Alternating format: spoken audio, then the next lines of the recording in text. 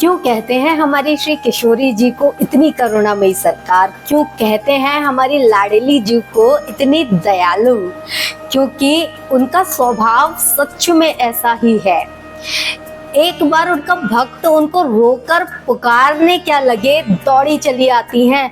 और यदि ठाकुर जी रोकते हैं ना, तो श्री जी ठाकुर जी का भी हाथ पीछे कर देती हैं और भागी भागी चली आती हैं अपने भक्त से मिलने के लिए। ऐसी हैं हमारी श्री किशोरी जी। श्री जी की कृपा की बहुत सुंदर सच्ची घटना है, आइए सुनते हैं।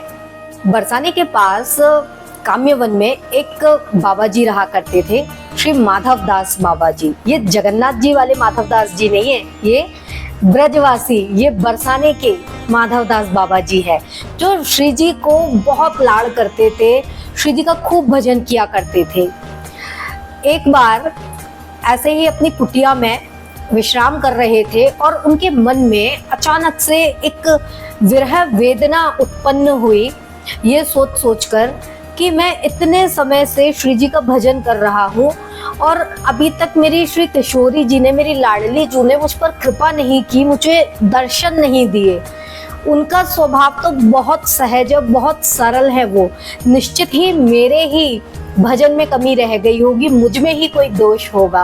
और बाबा इस बात को सोच सोचकर इतना रोने लगे, इतना बिलक बिलक कर रोने लगे। उस दिन बाबा मधुकरी करने के लिए भी नहीं गए कहीं पर भी गाँव में, भूखे प्यासे अपनी कुटिया में विलाप करते रहे, रोते रहे।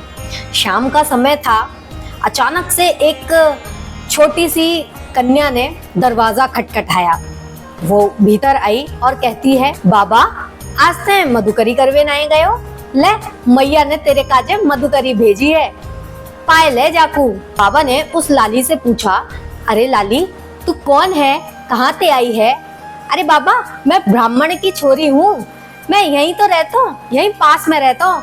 आज मेरी मैया ने कही वो बाबा मधुकरी करवे नहीं आयो, ले बाबा को मधुकरी दिया, प्रसादी दिया, भूखो होएगो, अब तू जल्दी से या प्रसादी को पाए ले। तो बाबा ने सोचा कि ब्रजवासियों के यहाँ पर कचौरी, मालपुआ, खीर, पूड़ी, ये सब बड़े प्रेम से ठाकुर जी का, श्री जी का भोग लगाया जाता है, तो आज वही मधुकरी में प्रसादी भेजी है मेरे लिए। बहुत सारे पकवान उस थाल में वो लाली लेकर आई थी। अब बाबा यही सोच रहे थे और उस लाली को पूछा बाबा ने कि लाली तू भी नेक प्रसादी पाए ले। तो वो जो लाली थी वो कहती है, नहीं नहीं बाबा, मैं तो आज एक बनिया के यहाँ जिम के आई हूँ, बढ़िया खीर और रोटी, पूरी, सब्जी, मेरा तो पेट फटो जा रहे हो है, मैं कुछ ना पाऊंगी, या तो तू ही पाले। और ये कह के वो लाली वहां से चली गई। अब लाली तो वहां से चली गई, लेकिन लाली का जो प्रभाव था ना, वो बाबा के ऊपर सर चढ़ा जा रहा था। बाबा उसी के बारे में सोच रहे थे। बाबा ने जैसे ही एक गिलास मुख में डाला प्रसादी का, बाबा की तो दिव्य चेतना जैसा जागृत हो गई।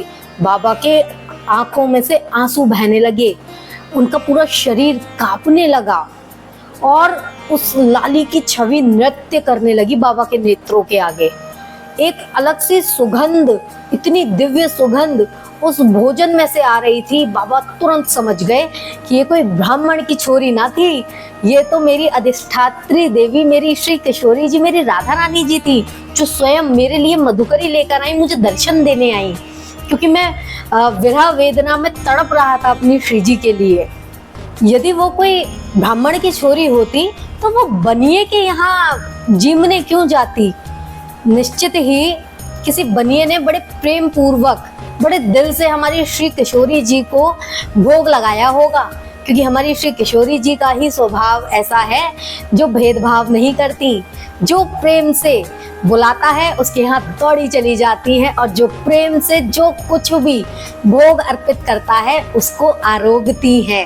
तभी तो उस बनिए ने इतने दिल से भोग लगाया श्री जी को कि श्री जी ने ज्यादा ही भोग लगा लियो और श्री जी को पेट फटो जा रहे हो तो खा खा कर।